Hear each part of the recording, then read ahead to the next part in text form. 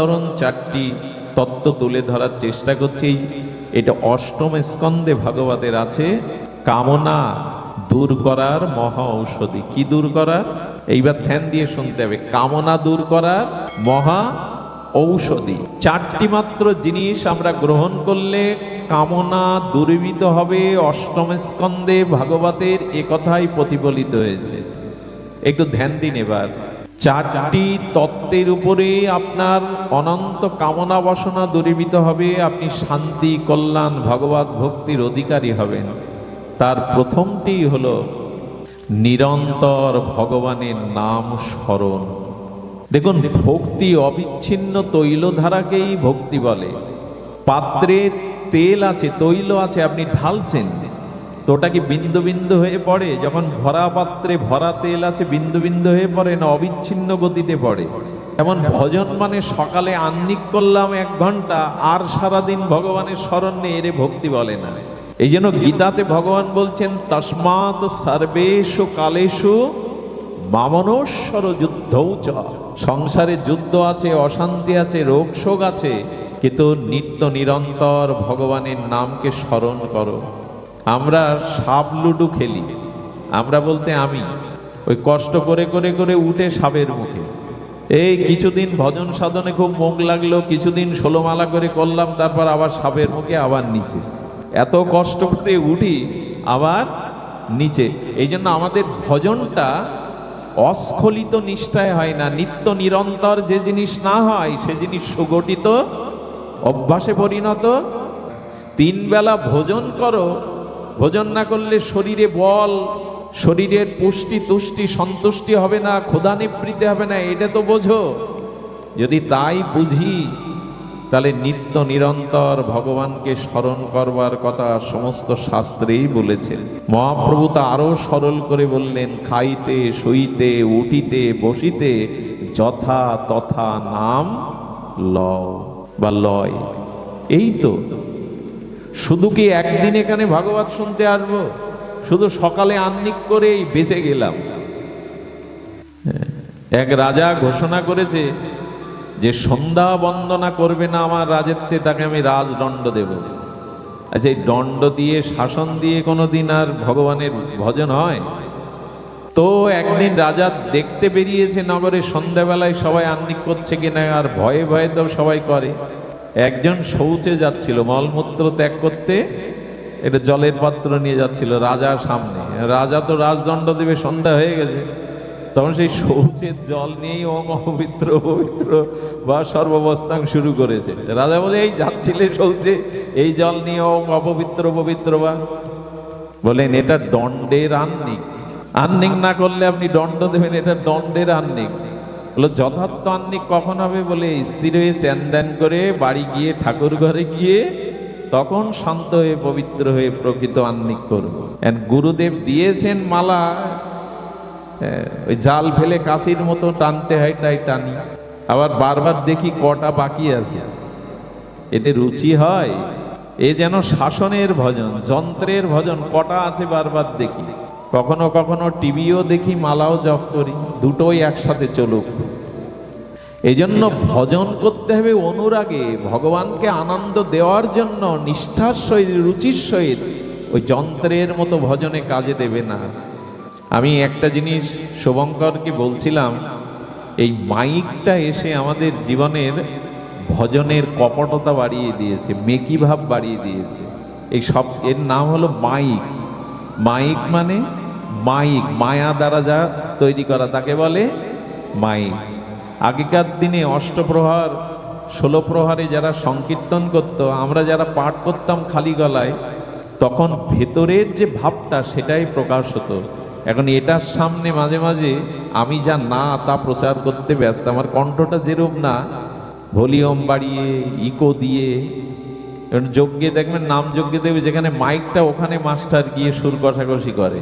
কারণ আমার যা কিছু ভেতরের সুর, সেটা যেন আরো সুন্দরভাবে, যদিও বিজ্ঞানের যুগে আমি বলছি এটার অপ্রয়োজন তা না, হাজার হাজার লোক দূর থেকে বাড়ি বসে কোনো অসুস্থ বৃদ্ধ বসে বসে শুনছে, এটা দরকার, কিন্তু খবরদার এই জিনিসটা সামনে এলে যেন নিজেকে জাহির করার ইচ্ছা, ভেতরে যা আছে তার থেকে অতি করে প্রকাশ করার ইচ্ছা না থাকে, তাতে মাইক ভাব এসে যাবে, কপটতা এসে যাবে। মাইক না হলে আমার চলবে না। 60,000 মুনি ঋষি যেখানে, সেখানে তো কোনো মাইক ব্যবস্থা ছিল না। আসলে সবাই ধ্যানস্থ হয়ে শুনতো। রাত্রের কথাটা কত দূরে পৌঁছায়, রাত্রে সব নীরব থাকে, ধ্যানস্থ থাকে। তো ধ্যান দিয়ে শুনলে আর ধ্যান দিয়ে বললে শব্দ বহুদূর চলে যায়। এই জন্য নিত্য নিরন্তর ভগবানের স্মরণ করাটাই হলো প্রেম ভক্তি লাভের একমাত্র লক্ষণ। যেন যন্ত্রের মতো না করে বসি। এই জন্য সবসময় নিজেকে স্মরণ রাখবেন। নাম কিন্তু ভুলে যায়, আমরা নাম কিন্তু ভুলে যায়। আমার মনে পড়ে এক আকাট মূর্খ, তো সে বিবাহ করেছে, এখন স্ত্রী মাকে যদি সেবা না দেয় সংসারে অশান্তি সৃষ্টি করে। তো এক বুদ্ধিমান লোকের পরামর্শ নিয়েছে যে বাসর রাতে নিজের মাথায় তলে, বালিশের তলে একটা রামদা রাখবি ধারালো, আর ওইটা স্ত্রীকে প্রথমে দেখাবি। বললো, দেখো বিয়ে করেছো, আমায় মালা দিয়েছো, কিন্তু আমার একটা আসরিক ভাব আছে। আমার কথা না শুনলে, বাবা মার কথা না শুনলে আমি জেলে যাব আর তাকে মাথা কাটবো। দা নিয়ে যদি বাসর রাতেই শুরু করে, তো সেই স্ত্রী তার অবাধ্য হবে কি করে? তো ভগবান বললেন, নিজের কাছে ওরা একটা শাসনের যন্ত্র রাখো, নাম যেন ভুলো না, নাম যেন চলতে থাকে, নাম যেন ভুলে যেও না। নাম যেই ভুললো, শয়তান সে এসে বাসা বাঁধলো। নাম নিরতি ধরল যেই, শয়তানেতে ধরল সেই। নাম বন্ধ করে দেখুন, শয়তান বা বিষয় চিন্তা, কামনার চিন্তা আপনাকে ধরবে। এই জন্য নিত্য নিরন্তর নাম অভ্যাসটা আমরা যেন চর্চা করি, তাহলেই আচ্ছা, যেখানে নিত্য নিরন্তর নাম চলছে ওখানে কামনা ঢুকবে কোন পথ দিয়ে? অন্য চিন্তা ঢুকবে কোন পথ দিয়ে? এই আসনে এখন দুজনকে বসানো যাবে? যাবে কি বলুন? সে শোভাও পাবে না, বসলেও স্বস্তি পাবে না। তো যেখানে নিত্য নিরন্তর ভগবানের নাম চলছে সেখানে অন্য ভাবনা ঢুকবে কি করে? এখন তো আপনাদের মাথায় কোনো সংসার চিন্তা ঢোকার কথা নয়, কানে অন্য শব্দ ঢোকার কথা নয়। এই জন্য নিত্য নিরন্তর ভগবানের নাম এটি স্মরণ করুন। এটা অভ্যাস গড়ে তুলি আমরা আজই, এখনই, এখন থেকেই, বর্তমানে। ভবিষ্যৎ প্রয়োগ না, এখনই প্রয়োগ করুন, যেন এখান থেকে উঠে গিয়েও নিত্য নিরন্তর তার নামের অবিচ্ছিন্ন ধারা বইতে থাকে। গীতার এই বাণী যেন আমার জীবনে সাকার হয়। তস্মাৎ সর্বেষু কালেষু মামনুষ্ঠর। হে অর্জুন, আমাকে স্মরণ করো, তাহলে কামনা মিটে যাবে, কামনা প্রবেশের আর স্থান পাবে না। আচ্ছা, জলে যদি একটা লোহার শলাকা ছেড়ে দেন, জলে কোন পর্যন্ত যাবে? একদম তলা পর্যন্ত যাবে। যদি নরম কাদার উপরে দিয়ে দেন, কিছুটা যাবে, তল পর্যন্ত যাবে না। এরপরে যদি কাঠের উপরে ছেড়ে দেন, মোটেও যাবে। আর যদি লোহাতে ঠুকতে চান, ছিটকে পড়ে যাবে, মোটেও যাবে না। তো যে বললেন, যার হৃদয়ে সর্বদা ভগবানের নাম অনুরণন হচ্ছে, ওখানে প্রবেশের কারো অধিকারী নেই। আমাদের বিশ্বচর বসু, তিনি খুব বলবান, তেজস্বী, বীর ছিলেন। একবার অসুরদের আক্রমণে দেবতারা পরাজিত হয়, আর বিশ্বচর বসুকে দেবতারা আহ্বান করে, আপনার বীরত্ব আছে, আপনি আসুন, আমাদেরকে অসুরের হাত থেকে মুক্ত করুন। তো ইনি অসুরদের পরাস্ত করেন, স্বর্গরাজ্য দেবতাদের ফিরিয়ে দেন। তাতে অসুরদের রাগ হয়। বিশ্বচর বসু যুদ্ধের শেষে বসে এক জায়গায় ভগবানের তপস্যা করছেন, আর তখনই অসুররা সুযোগ পেয়েছে, ও বেটা তপ করছে, ওকে গিয়ে এখন অস্ত্র দিয়ে, ওর কারণেই তো আমাদের পরাজয়। যেই অস্ত্র তুলেছে, ওই অস্ত্র যেই বসাতে যাবে, ওদের অস্ত্র কে যেন আটকে দিচ্ছে। কেউ অস্ত্র প্রয়োগ করে তাকে আঘাত করতে পারেনি বিশ্বচর বসুকে। শেষে এসে শুক্রাচার্য, দৈত্য গুরু, যারা ওষুধদের গুরু, বললেন, গুরুদেব, ওর গায়ে অস্ত্র কেন থেমে যাচ্ছে, ওকে কেন আঘাত করতে পারছি না? বলে, ভগবানের মহা ধ্যানে নিমগ্ন আছে, ভগবানই ওকে রক্ষা করছেন, দেবদেবীরাই ওকে রক্ষা করছে, অস্ত্র পড়বে না। বলে, তাহলে উপায় কি? বলো, ওর কানের পাশে গিয়ে বৈষ্ণব নিন্দা শুরু করো, নামের নিন্দা, ভক্তির নিন্দা করো। ওই নিন্দা শুনলেই ভগবান হৃদয় থেকে সরে দাঁড়াবে, ওই পরিসরে তোমরা তাকে আঘাত করবে। কিন্তু যতই নিন্দা করছে ওর কানে সে নিন্দা নিত্য নিরন্তর ভগবানের নামের দ্বারা যখন অস্ত্র থেমে যাচ্ছে তখনই অসুররাও চরণে পড়ল। ইনি সাধারণ নন, যেখানে অস্ত্রও থেমে যায়, যার হৃদয়ে ভগবানের নিত্য নিরন্তর ভগবানের নাম ভক্তির ভাবনা প্রবাহ গঙ্গা বয়, সেখানে অস্ত্রও থেমে যায়, ক্ষতি করতে পারে না তার। এই জন্য ধ্রুবের মা নারদকে, দেবশ্রীবাদ নারদকে দেব বলছেন, আমার 5 বছরের ধ্রুব কি বেঁচে আছে? বাঘ, সিংহ, জীব জন্তু জঙ্গলের মধ্যে। বলে মা, তোমার ধ্রুবকে রক্ষা করার জন্য দশভুজা দুর্গা, ভগবান শিব, ইন্দ্র সবাই রক্ষা করছে, কারণ সে ভগবানের ভজন করছে। খটাঙ্গ রাজা, তিনি দেবতাদের পক্ষে যুদ্ধ করে অসুর পরাস্ত করলে দেবতারা বলেছিলেন, আপনি আমাদের কাছে কিছু চান? রাজা খটাঙ্গ বলেছিল, আপনারাই তো আমার সহযোগিতা নিয়ে যুদ্ধে জয়ী হলেন, আপনারা কি দেবেন? মুক্তি দিতে পারেন? বলে ওটা তো আমাদের হাতে নেই। বলে কৃষ্ণ দিতে পারেন? বলে ওটা তো আমরা কোনো কালেই পাইনি। বলে তাহলে কি দিতে পারেন? আমার হাত দেখুন, আমার আয়ু আর কতটা সময় আছে? বলেন আর মাত্র 1-2 দণ্ড আপনার আয়ু আছে। সঙ্গে বললেন, আপনার একটা বিমান দিন, যাতে আমি পৃথিবীতে তাড়াতাড়ি নামতে পারি। বলে মানুষ মরে গিয়ে স্বর্গে আসতে চায়, আর কয়েক দণ্ড পরে আপনার মৃত্যু, আপনি স্বর্গ থেকে পৃথিবীতে যাবেন কেন? এখানে থেকে যান। বলে স্বর্গে গোবিন্দ ভজন হয় না, এটা ভোগের জায়গা। আমি যদি 1 মুহূর্ত গোবিন্দকে পৃথিবীর ধরাতে পড়ে ডাকতে পারি, হা গোবিন্দ, আমি উদ্ধার হয়ে যাব। সময় তো আমাদেরও নেই।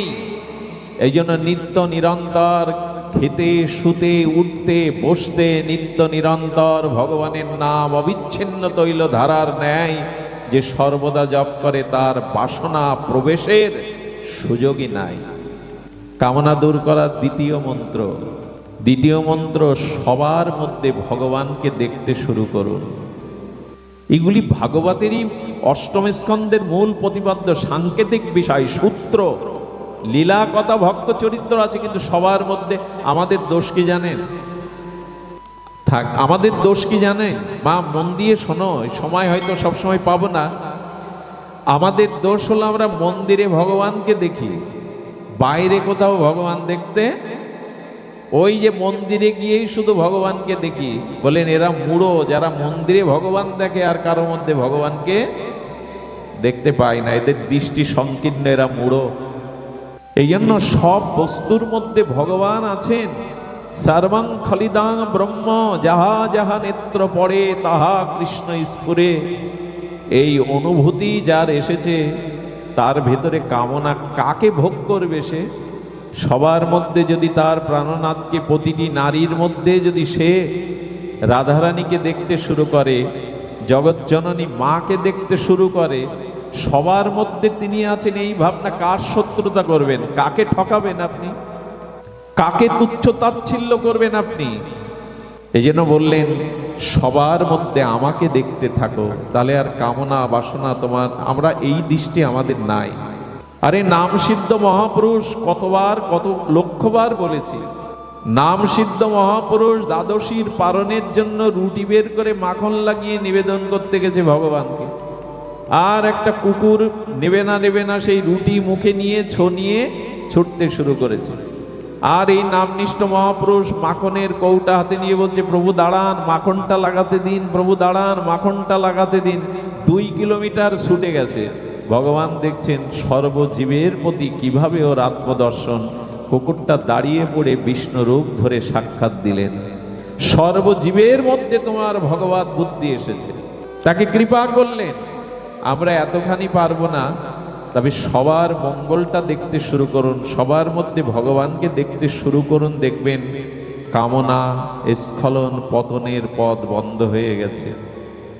দেখুন, যে আপনার শত্রু, যার সাথে আপনার দেশ আছে, রাগারাগি আছে, আপনি তার দূর থেকে চলুন, কিন্তু তার সমালোচনা, তার নিন্দা, তার অনিষ্ট চিন্তা, এটি করতে গেলে আগে আপনার হৃদয়টা দূষিত হবে। সঙ্গ করার দরকার নেই, তাকে এড়িয়ে চলুন, কিন্তু তাকে অসম্মান করবেন না, তাকে নিন্দা করবেন না, তার সমালোচনা করবেন না, তাকে এড়িয়ে চলুন। সেই সে বৈষ্ণব, সবারই প্রণতি। সেই বৈষ্ণব যে সবাইকে শ্রদ্ধা করতে শিখেছে। হ্যাঁ, যদি সঙ্গ করলে ক্ষতি হয় তো তাকে দূরে চলুন, তার সান্নিধ্যে যাবেন না, কিন্তু তার নিন্দা সমালোচনা, তার দোষ অন্বেষণটা বাদ দিন। সবার মধ্যে তিনি আছেন। কবির সেই অবিস্মরণীয় উক্তি, আছো অনল অনিলে চিরনভ নীলে ভূধর সলিলে গহনে, আছো বিটবি লতায় জলদেরও গায় শশী তারকায় তপনে। আমি নয়নে বসন বাঁধিয়া আধারে মরিগো কাঁদিয়া, আমি দেখি নাই কিছু বুঝি নাই কিছু, দাও হে দেখায় বোঝায়। এই তো কবির উক্তি। সবার মধ্যে তিনি আছেন। এই দৃষ্টিটা এখানে 1 মিনিটের জন্য সবার প্রতি তাকিয়ে দেখুন। সবার মধ্যে রাধারানী আছেন, গোবিন্দ আছেন। 1 মুহূর্তে আপনার চিত্ত অনাবিল আনন্দে ভরে যাবে, কারো প্রতি বিদ্বেষ করতে আপনার ইচ্ছা করবে না। একবার লোকনাথ বাবা, দেখুন গীতায় একটি শব্দ আছে, তুমি কোনো প্রাণীকে উদ্বিগ্ন করো না, আর কোনো প্রাণী কর্তৃক তুমিও উদ্বিগ্ন হইও না। গীতার দ্বাদশ অধ্যায়ে দেখবেন ভগবান বলছেন। গীতার কথাগুলো তো আমরা অনুধাবন করার চেষ্টা করি না। এই দেখুন বলছে, তুমি কোনো প্রাণীকে উদ্বিগ্ন করো না, তোমাকেও কোনো প্রাণী তাহলে উদ্বিগ্ন। তার দুটো দৃষ্টান্ত শুনুন। লোকনাথ বাবা, লোকনাথ গোস্বামী না, লোকনাথ বাবা, মহাযোগী লোকনাথ ত্রিশূল পুঁতে ধ্যানে বসেছেন হিমালয়ে, আর সামনে বিষাদ দূরে এক বাঘিনী কয়েকটা বাচ্চা বেড়েছে, জঙ্গলের হিংস্র বাঘ। তো ওই ত্রিশূল পোতা দেখে বাবার তপসিদ্ধ মূর্তি দেখে মনে করেছে আমার বাচ্চাগুলো শিকার করতে এসেছে। যখন বাঘটা বাচ্চাগুলিকে আগড়ে ধরে ভয়ে কাঁপছে, কারণ ওর মধ্যে মাতৃত্ব এসেছে বাচ্চা, তো তখন লোকনাথ বাবা এত তপসিদ্ধ, সবার মধ্যে এভাবে তার দৃষ্টি, বাঘের সামনে গিয়ে বাঘের মাথায় হাত রাখলেন, তার তপস্যার বলে হাত রেখে বললেন, তোর বাচ্চারা আমার দ্বারা ক্ষতিগ্রস্ত হবে না, তুই নিরাপদ। এর পরের দিন থেকে কি করতে জানেন? বাঘিনীগুলো বাচ্চাগুলো বাবার চরণে রেখে শিকারে বেরোতো। এ গল্প নয়, পৃথিবীর ইতিহাসে বেশি দিন আগের কথা নয়। লোকনাথ বাবার কাছে বাচ্চাগুলো বাঘিনী রেখে গিয়ে শিকারে যেত। একবার এক পাহাড়ি বিষাক্ত বিছে একটা কৌটাই করে শিকারি ধরে নিয়ে যাচ্ছে। এক নামনিষ্ঠ মহাপুরুষ বললেন, আমি শুয়ে পড়ছি, ওই বিষাক্ত পাহাড়ি বিছে যা দংশন করলে সর্পের থেকে আরো বেশি যন্ত্রণায় ছটফট করে মরে যেতে, বললো ওটা আমার দেহে ছেড়ে দে। সেই বিছেটা কি করেছে জানেন? বিছেটা পাত থেকে ওই সাধু বাবার মাথা আর পায়ে 3-4 বার প্রদক্ষিণ করলো, কিন্তু একবারও দংশন করেনি। ওই শিকারী ওটা ওর মধ্যে পড়ার পরে বলছেন, এর রহস্য কি? আপনি কি মহাপুরুষ? বলেন, মহাপুরুষ না, ও আমাকে দংশন করেনি, কারণ হলো এই, আমি কোনো প্রাণীর প্রতি হিংসা করি না, তাই আমার অঙ্গ স্পর্শ করে ওর অনুভূতিতে এসেছে আমার ক্ষতি করবে না, এই জন্য ও আমার ক্ষতি করেনি। এসব কথাগুলি কথা নয়, উপলব্ধির বিষয়। আপনি কোনো প্রাণীর অশান্তি উদ্বেগ দিবেন না, অন্য প্রাণীর দ্বারাও আপনি কখনো উদ্বিগ্ন। কাউকে কাঁদালে আপনাকে কাঁদতে হবে, কাউকে উদ্বিগ্ন করলে, কারো সংসার ভাঙার চেষ্টা করলে আপনারও সংসার ভাঙার যন্ত্রণা নিতে হবে। কাঁদালে কাঁদিতে হয়, এ কথাটি মিথ্যা নয়। এক সাধু বাবা দেখছে একটা বিছে জলে পড়ে গেছে, বিষাক্ত বিছে। সাধু বাবা গিয়ে ওকে প্রাণে বাঁচানোর জন্য যেই হাত দিয়ে ওপরে তুলেছে, তোলার সাথে সাথে হুল ফুটিয়ে দিয়েছে, ওনার আঙুল ফুলে গেছে। আচ্ছা, ওই বিছেটা আবার ভুল করে জলে পড়ে গেছে, বাবা আবার তুলেছে, আবার দংশন করেছে। তৃতীয়বার যখন আবার পড়ে গেছে, আবার তুলতে গিয়ে দংশনে রক্তাক্ত হয়ে আঙুল ফুলে গেছে। পাশ থেকে এক সাধারণ ব্যক্তি বলছেন, আপনি কি বোকা, মূর্খ? ও বারবার আপনার আঙুলে আঘাত করছে, ওকে আপনি আবার প্রাণে বাঁচাচ্ছেন। ওই যন্ত্রণাকাতর ব্যক্তিটি যন্ত্রণা সহ্য করে হাসি মুখে কি উত্তর দিয়েছিলেন জানেন? বিষের কাজ হলো আমাকে দংশন করা, ওর স্বভাব ছাড়িনি। আমি যতবার প্রাণে বাঁচিয়েছি ওর স্বভাব প্রয়োগ করেছে, দংশন করেছে, আর আমার কাজ হলো অন্য প্রাণীর হিত করা। আমি সাধু, আমার স্বভাব আমি কেন ছাড়ব? ও যদি ওর স্বভাব না ত্যাগ করে, আমি কেন আমার স্বভাব ত্যাগ করব? এসব কথা শ্রবণ করলেই চিত্ত শান্ত হয়। ও বিছে, ওকে কেউ উপকার করলেও ও কামড়াবে, ওটার স্বভাব। আর আমার স্বভাব কেউ আঘাত করলেও কারো উপকার করা, পরের হিত করা। আমি কেন স্বভাব ছাড়বো ও যদি স্বভাব না ছাড়ে? এই হলো সাধুর ভাবনা। এই জন্য সবার মঙ্গল যে চাই, সবার মধ্যেই যে ভগবানকে উপলব্ধি করে, কাউকে যে উদ্বিগ্ন করে না সে কেন উদ্বিগ্ন হবে?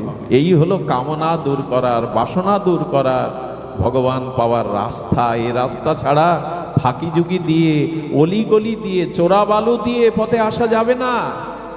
এটাই হলো পথ। চারটি কারণ বলেছিলাম। আর তৃতীয়টি হলো, প্রথমটি হলো নিত্য নিরন্তর স্মরণ, দ্বিতীয়টি হলো সর্বভূতে সমদর্শী হওয়া, ভগবানকে দর্শন করা, আর তৃতীয়টি হলো অবশ্যই সাধু সঙ্গ করা। এই কলিহত জীবের এই স্খলন পতনের যুগে একমাত্র সাধু সঙ্গ আমাদেরকে কল্যাণের পথ এনে দিতে পারে। আজ এই সাধু সঙ্গের অভাবেই, যদি বলেন সাধুদেরও তো এখন দুরবস্থা, এসব বলতে পারেন, তবে সাধু সঙ্গ ছাড়া আমাদের উপায় নেই। শুদ্ধ ভক্ত সঙ্গ, শুদ্ধ সাধু সঙ্গ, এটি আমাদের কামনা বাসনা জয় করবার, আমাদের চিত্তকে শোধন করবার, এর থেকে বড় উপায় নেই। আর চতুর্থটা বলেই পাঠ বিশ্রাম রাখবো। চতুর্থটা হলো ভগবানে আত্মসমর্পণ, শরণাগতি। চতুর্থটা কি বললাম? শরণাগতি। এই প্রসঙ্গেই দুটি কথা, এরপরে বিশ্রাম। শরণাগতি যতদিন না আসবে ততদিন আপনার বাসনা, আপনার সসুখ বাসনা, আপনার নিজের স্বাতন্ত্র ইচ্ছা দূর হবে না।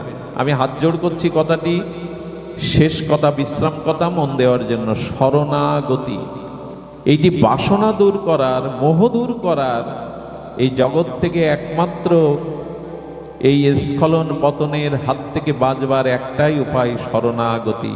এই চারটের মধ্যে এটাই প্রধান। দেখুন, অর্জুন এবং দুর্যোধন গিয়েছিলেন শ্রীকৃষ্ণের কাছে। শ্রীকৃষ্ণ কপট করে ঘুমের ভান করেছিলেন। আর পরবর্তী ঘটনা আপনাদের জানা। কৃষ্ণ ওঠার সাথে সাথে দুর্যোধন দাবি করে বসলো, সামনে কুরুক্ষেত্র, আপনি কার পক্ষ নেবেন? সঙ্গে সঙ্গে শ্রীকৃষ্ণ বললেন, আমি কুরুক্ষেত্রের রণাঙ্গনে অস্ত্র ধারণ করব না। দুর্যোধন বললেন, বেঁচে গেছি। তুমি যদি অস্ত্র ধারণ না করো, তবে তোমার কাছে আমার চাওয়া হলো, তোমার এতক্ষণি সেনা, হাতি ঘোড়া অস্ত্র আমায় দাও। যে অস্ত্রই ধরবে না, সেই অথর্বকে নিয়ে কি কাজ? তুমি তোমার হাতি ঘোড়া সেনা আমায় দাও। অর্জুনের দিকে তাকিয়ে গোবিন্দ বললেন, তোমার কি চাওয়া? বলেন, তোমার হাতি ঘোড়া অস্ত্র কিছুই চাই না। আজ হতে তোমার চরণে আমাকে আশ্রয় দাও, তুমি আমার জীবন রথের সারথি হও। এই হলো আত্মসমর্পণ। আজ হতে আমার জীবনের সমস্ত ভার তোমার চরণে আমি সমর্পিত করলাম, তুমি সারথি। এই কথায় অর্জুন জগৎকে জানিয়ে গেল, এই আত্মসমর্পণ করো, শরণাগতিতে এসো। শকুনি অপেক্ষা করে আছে, দুর্যোধন কি নিয়ে এলো কৃষ্ণের কাছ থেকে?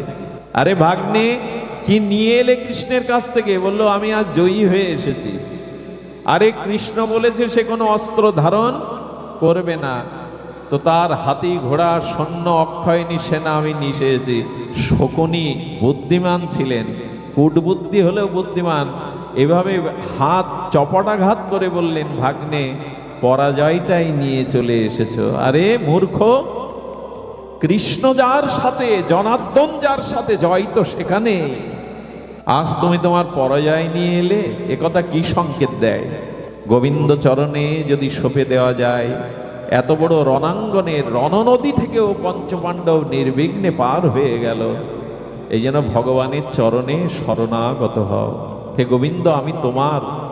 এই শরণাগতিতে তিনিই রক্ষা করবেন।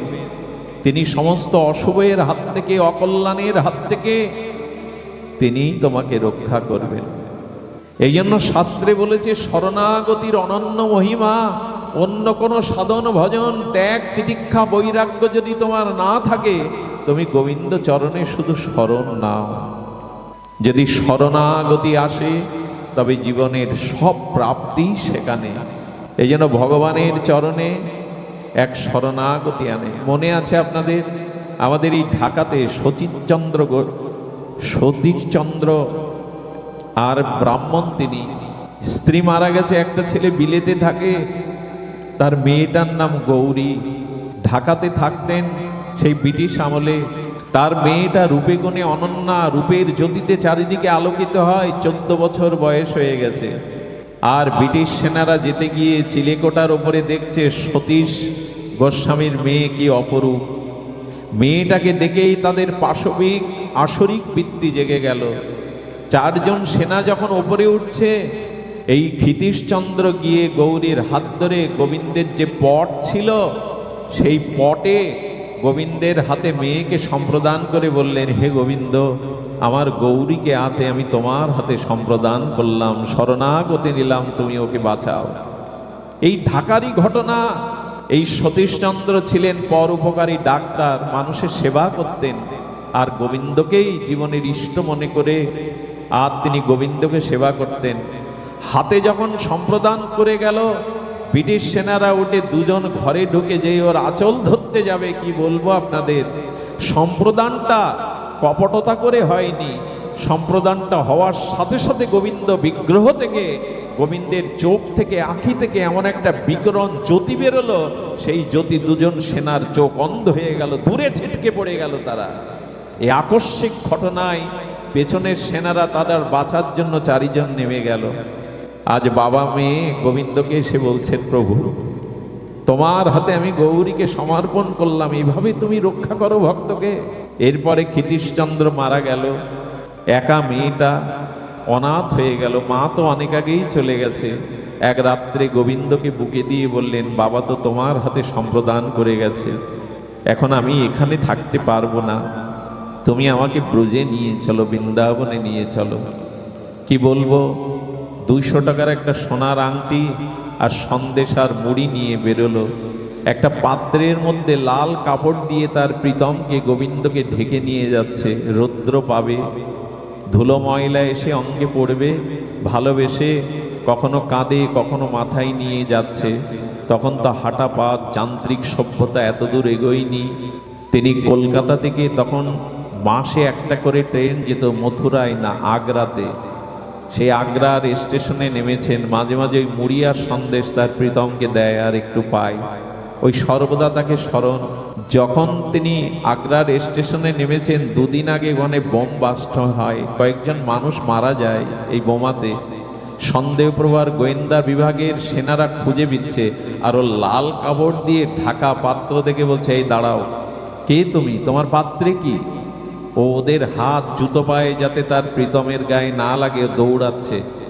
তখন ওরা বন্দুক উঁচু করে বলছে, দাঁড়াও, নাহলে তোমাকে আমরা গুলিবিদ্ধ করতে চেষ্টা করবে। দৌড়ে গিয়ে যখনই হাত দিতে যাবে, গৌরীকে ধরতে যাবে, আবার সেই জ্যোতি, আবার সেই কিরণ। সেনারা ছটকে পড়ে গেল, ভাবলেন ইনি সাধারণ কোনো মহিলা নন। তারা দূর থেকে সরে গেল। এইভাবেই রক্ষা করে শরণাগতিকে ভগবান। তখন সন্ধ্যা নেমে গেছে, আর আগ্রা থেকে বৃন্দাবনের পথে চলেছে এই সুন্দরী গৌরী একাকিনী, কিন্তু সাথে তার প্রীতম। মাঝে মাঝে সন্দেশ মুড়ি খাওয়ান আর প্রীতমকে বলে, আমাকে পরীক্ষা কেন নিচ্ছ, এছাড়া তো দেওয়ার কিছু নেই। 4 জন অসৎ চরিত্রের ব্যক্তি দেখলো মেয়েটার এত রূপ যৌবন, সাথে কেউ নেই, তারপরে ওর কি একটা পাত্র আছে। তারা বলল, কোথায় যাবে গো? বলে, আমি বৃন্দাবনে যাব, যমুনা পলিনী বংশী বটে যাব। বলে, আমরাও তো তীর্থ করতে এসেছি, ধাম যাত্রা করতে এসেছি, চলো আমাদের সাথে। পথে তো এমন, দেখুন ভগবান যাকে সর্বদার কাছে রয়েছেন তারও বিপদের শেষ নেই। এই জন্য যখনই যে অবস্থা আসে ভগবানের কৃপা মনে করে মেনে নেবেন। ভগবান পাওয়ার পরেও গৌরীর এই অবস্থা। সন্ধ্যার আধার নেমে গেছে, আর বন কানন আর কাননে ভরা, বৃক্ষলতায় ভরা বৃন্দাবনের সন্ধ্যা নামার সাথে সাথে এই অসুরগুলো তাদের পাশবিক বৃত্তির জন্য গৌরীর আঁচল ধরতে গেছে। আবার সেই আলো, আবার সেই তারা দূরে ছিটকে পড়ল, অন্ধ হয়ে গেল। বারবার গৌরী বললে, তোমার শরণাগতি হলে তুমি এমন করে রক্ষা করো তাকে। যমুনার জলে নিয়ে গিয়ে মুড়ি সন্দেশ যেটুকু ছিল খাইয়ে নিজে একটু প্রসাদ পেয়ে গোয়ালিয়ার মন্দির আছে বৃন্দাবনে, এই গোয়ালিয়ার মন্দিরে তখন সিদ্ধ গৌরাঙ্গ বাবা ভাগবত পাঠ করছেন। শুনুন ঘটনাটা, শরণাগতিকে গোবিন্দ কিভাবে রক্ষা করেন। তো গৌরাঙ্গ বাবা ভাগবত পাঠ করছে চোখ বন্ধ করে, আমার মতো আপনাদের কাছে প্রশংসা পাওয়ার জন্য পাঠ করছে না, চোখ বন্ধ করে লীলা দর্শন করছে আর পাঠ করছে। পাঠ করতে করতে হঠাৎ বলে উঠেছে, গৌরী এসে বসেছে, উনি কিন্তু চোখ মেলে তাকাননি, অন্তর্দৃষ্টি দিয়ে বলছে, ও গৌরী, তোর প্রীতম যে ঘেমে গেল পাত্রের মধ্যে, বস্ত্রের মধ্যে ও যে ঘেমে গেল। যেই বলেছে গৌরী কাপড় উঁচু করে দেখে গোবিন্দের বিগ্রহতে, পট বিগ্রহতে ঝরঝর করে ঘাম ঝরছে। গরমের দিন আঁচল দিয়ে মুছিয়ে দিয়ে বাবার চরণে পড়লেন, বাবা আপনি কি করে বুঝতে পারলেন আমার বিগ্রহের? বলে, তোর বিগ্রহ তো সাক্ষাৎ বিগ্রহ রে, তুই শরণাগতিতে তাকে সমর্পণ করেছিস, তার কষ্ট হচ্ছিল, বাবা চরণে আশ্রয় দিন। দেখবেন ভগবান পাওয়ার পরেও গুরু কৃপা দরকার। ভগবান পাওয়াটা পাওয়া নয় যদি গুরু কৃপা না পান। আজকে গৌরী বললেন, বাবা চিরদিনের মতো চরণে আশ্রয় দিন, আপনার কৃপা ছাড়া তো ভজন হবে না। গৌরীকে যমুনায় স্নান করে এসে প্রভাতে দীক্ষা দিলেন, নির্দেশ দিলেন, আজ থেকে তোর ভজন প্রিয়া প্রীতমের, তুই তার প্রিয়া, গোবিন্দ তোর স্বামী প্রিয়। প্রিয়া প্রিয়ের যে মঞ্জুরি ভজন আমাদের গোপী ভজন, সেই ভজন দিলেন। এক ব্রজবাসীর ঘরে 1 টাকা করে মাসে তৎকালীন ভাড়া দিয়ে থাকতেন। আর কি করতেন জানেন? ভজন করতেন সারাদিন। যখন হাতের অর্থ আর নাই, গোবিন্দকে কি সেবা দেবে কি বলবো আপনাদের। 4 ঘন্টা করতাল বাজিয়ে কীর্তন করে 8 আনা করে পেত। যে ভগবান পেয়েছে তার প্রতি পরীক্ষা দেখুন। 4 ঘন্টা করতাল বাজিয়ে কীর্তন করত। 8 আনা দক্ষিণা পাওয়ার পরে ওই 8 আনা দিয়ে মোটা চাল সবজি কিনে ভোগ লাগাতো। বয়সও হয়েছে গৌরীর, 4 ঘন্টা একজন কীর্তন করতে গেলে কত কষ্ট হয়। তো এই কীর্তন করতে করতে কষ্ট হচ্ছে, আর এই মোটা চাল মাঝে মাঝে কাকর থাকে। দিদি গিয়ে একদিন বললেন, আমি মোটা চাল পেতে পারি, আমি কাকর শাকসবজি পেতে পারি প্রীতম, তোমাকে দিতে মন চাই না। এগুলি কত 56 ব্যঞ্জন ভক্তরা তোমায় দেয়, আমার এগুলো মন চাই না, কিন্তু আমার যে উপায় নেই, 4 ঘন্টা কীর্তন করে 8 আনা পাই, ওই দিয়েই চালাই। একদিন মনে করলো তাকে মোটা চাল দিব না। কি করলো জানো? এ কথা আবেগের কথা নয়, ভক্ত ভগবানের জন্য কি করতে পারে। বৃন্দাবনে রাধাকুণ্ডে গিয়ে দেখবেন কিছু মায়েরা আঁচল পেতে থাকে। আঁচল পাতার অর্থ হলো, আমাকে ভিক্ষা দাও। গৌরী বসে বসে ভিখারিনীদের পাশে বসে ভিক্ষা করে যা পায় তাই দিয়ে সরু চাল আর উন্নত সবজি কিনে ভোগ লাগায়। 2 দিন ভোগ লাগানোর পরে তার প্রীতম প্রাণনাথ ব্রজনাথ বলছেন, গৌরী তুমি মোটা চাল পেয়ে আমাকে সরু চাল দাও, কাল থেকে তুমি মোটা চালই দেবে। ওতে যে কাকর আছে প্রীতম, ওতে যে কাকর আছে, তুমি এটা পেতে পারো না। তোমাকে 56 ব্যঞ্জন ভোগ লাগানো হয়, আমি কি দেব অভাগিনী? গৌরী সরু চাল নয়, তুমি আমাকে মোটা চালই দিও, ওতেই আমার আনন্দ, ওতেই আমার প্রাপ্তি। আমি ভক্তের দ্রব্যের কাঙাল না, আমি ভক্তের ভাবের কাঙাল, তোমার ভাবটাকেই গ্রহণ করব। আচ্ছা শোনো প্রীতম, আমার তো শরীরে বল নাই, অনেক বয়স হয়েছে, আর আমি কীর্তন করতে পারি না, যেদিন জোগাড় না করতে পারবো, গৌরী সেদিন তোমার চোখের জল নাম দিয়ে আমাকে দিও, ওটা পেলে আমার আর পাওয়ার কিছু বাকি থাকবে না। এই করে চলতে লাগলো গৌরীর জীবন। একদিন দীপাবলি, আপনারা জানেন বৃন্দাবনে বা ভারতবর্ষে দীপাবলির কি আলোর রোশনা উৎসব। দীপাবলির দিন সকলেই সাজে। গৌরীর সেই সোনার আংটিটা বের করলো, 200 টাকা বাজারে বিক্রি করলো। বৃন্দাবন থেকে তার প্রীতমের জন্য, গোবিন্দের জন্য তিনি কি করলেন, পীতবরণ কাপড় নিলেন, মুকুট নিলেন, কত অলংকার নিলেন, সুগন্ধি চন্দন নিলেন, ধূপ ধীপ নিলেন, আর 100 টাকা বাড়ির মালিককে দিয়ে বললেন, ব্রজবাসী বাবাকে যতদিন আছে আপনার আশ্রয়ে, এছাড়া তো দেওয়ার সম্বল নেই, আমাকে বিতাড়িত করবেন না, এখানে আশ্রয় দিবেন। ওই 100 টাকার জিনিস এনে তার প্রীতমকে প্রদীপ জ্বালিয়ে সুন্দর করে সিঙ্গার করে সাজিয়েছে। যখন সিঙ্গার করে সাজিয়েছে, হঠাৎ প্রীতম প্রকাট হয়ে প্রাণনাথ ব্রজনাথ প্রীতম বলছেন, গৌরী কতদিন চুলে তেল দাওনি, কতদিন ভালো একটা কাপড়ও পরনি, কতদিন নিজেকে সাজাওনি, আজ দীপাবলিতে তুমি তোমার শেষ সম্বল আমার জন্য এত করে সাজাবার উপচার এনেছো, তুমি সাজবে না? তুমি একটু লাল শাড়ি পরে নিজেকে শৃঙ্গার করবে না? আজকে যে তোমাকে সাজলে কেমন দেখায় আমার যে বড় দেখতে ইচ্ছা করছে। প্রীতম, আমার কাছে যে কিছু নাই সম্বল, বলে তুমি ঘরের দুয়ার খোলো, সমাধান হয়ে যাবে।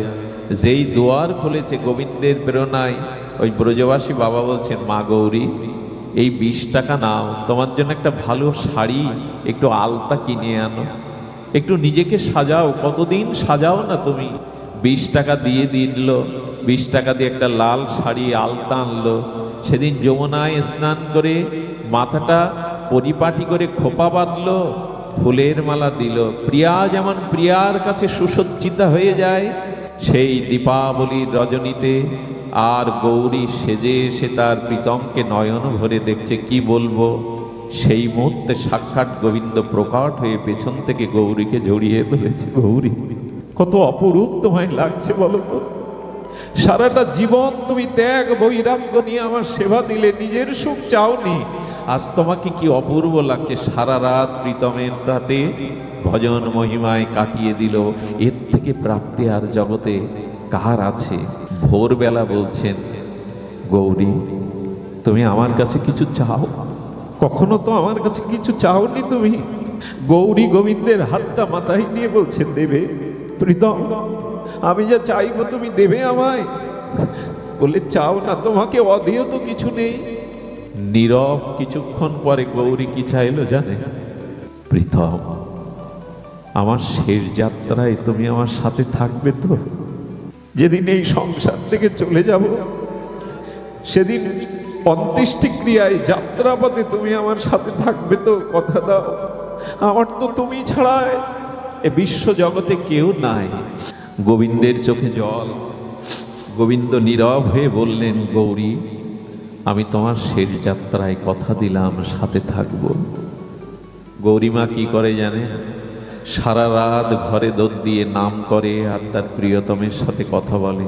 একদিন ওই ব্রজবাসী বাবা দেখলো রাতে আর কোনো কথা ঘর থেকে বেরোচ্ছে না, কোনো কথা গৌরী বলছে না। সকাল হয়ে গেছে, সূর্য উঠেছে, গৌরী দুয়ার খুলছে না। দরজা ভেঙে ব্রজবাসী বাবা যেটা দেখলো, আমার বর্ণনা করার ভাষা নেই। দেখছে পুরো ঘরটা দিব্য আলোয় ভরে গেছে, এক অপার্থিব দিব্য চিন্ময় গন্ধে ভরে আছে সমস্ত ঘরটা। আর তার প্রীতমকে বুকে নিয়ে চিরদিনের মতো তার প্রিয়তমের ঘরে ফিরে গেছে গৌরী। বুকে নিয়ে সেই দিব্য আলো, সেই সুগন্ধে বুঝতে পারলেন ব্রজবাসী বাবা, গৌরীকে গোবিন্দ নিজেই নিতে এসেছিল, নিজেই নিতে এসেছিল। গৌরীকে আজ সাজিয়েছে, গৌরীকে আজ তিলমালা দিয়ে ফুলসজ্জায় সাজিয়ে যখন গৌরীকে চতুর্দোলাতে ব্রজবাসীরা নিয়ে যাচ্ছে যমুনার কূলে, হঠাৎ করে সামনে দিয়ে একটা রথ এলো। সেই ঘোড়ার রথে থেকে একজন সুদর্শন যুবক নামলো। যুবক লেবেই ব্রজবাসী বাবার কাঁধ থেকে গৌরীর চালিটা নিজের কাঁধে নিয়ে নিল। ব্রজবাসী বাবা চোখ ফিরে দেখছে, এত অপরূপ সুদর্শন দেখতে, কোথা থেকে রথ এলো, কে এমন করে এই চালিটা নিল? কিন্তু প্রশ্ন করার সাহস পাচ্ছে না। আজকে গৌরীকে কাঁধে নিয়ে প্রীতম কি বলছে জানেন? এই দেখো গৌরী, আমি তোমার শেষ যাত্রায় সাথী হয়েছি, তুমি আমার কাঁধে। ভগবান ভক্তের সবকিছু বহন করেন, আর চালি ধরে গোবিন্দ ব্রজনাথ গৌরীকে নিয়ে যাচ্ছেন শেষ যাত্রায়। এই ভাগ্য কজনার হয় গো? স্বয়ং ভগবান ভক্তকে কাঁধে নিয়েছে। যেমন হরিদাসের দেহটা প্রভু তুলে নিয়েছিলেন, হরিদাসের নিতর দেহটা মহাপ্রভু তুলে নিয়েছিলেন। হরিদাসকে চুম্বন করছেন মহাপ্রভু, আদর করছেন। আজ ভক্তের দেহটা ভগবান, মরা ব্যক্তিকে স্পর্শ করলে মানুষ স্নান করে, প্রভু হরিদাসের দেহ তুলে প্রেমাবিষ্ট হয়ে চুম্বন করছেন, আদর করছেন। হরিদাসের চরণ ধুলি প্রভু তার গায়ে লাগাচ্ছেন। এই ভালোবাসা, ভক্তকে ছাড়া ভগবান ছাড়া কে ভালোবাসবে? হরিদাসের তনু প্রভু কোলেতে উঠাইয়া অঙ্গনে নাচেন প্রভু প্রেমাবিষ্ট হইয়া। হরিদাসের চরণ প্রভুর গায়ে লাগছে, ধুলি গায়ে লাগছে। আর মহাপ্রভু কি বলছে জানেন? হরিদাস, আজকে তো আর বাধা দিতে পারবে না, আমি যখনই তোমাকে আলিঙ্গন করতে গেছি তুমি পামর ভেবে, নিচু ভেবে, অধম ভেবে পিছিয়ে গেছো। আজকে তো আমায় বাধা দিতে পারবে না হরিদাস। আজ গৌরীকে কাঁধে করে যমুনার কূলে নিয়ে গেলেন। আজ গোবিন্দ তার প্রীতম ব্রজনাথ নিজেই গৌরীকে স্নান করালেন, চন্দন মাখালেন, আর যমুনাকে ডেকে ডেকে বলছেন, যমুনা, চিরদিনের মতো আমার গৌরীকে আমি তোমার কোলে দিলাম, তুমি আশ্রয় দাও।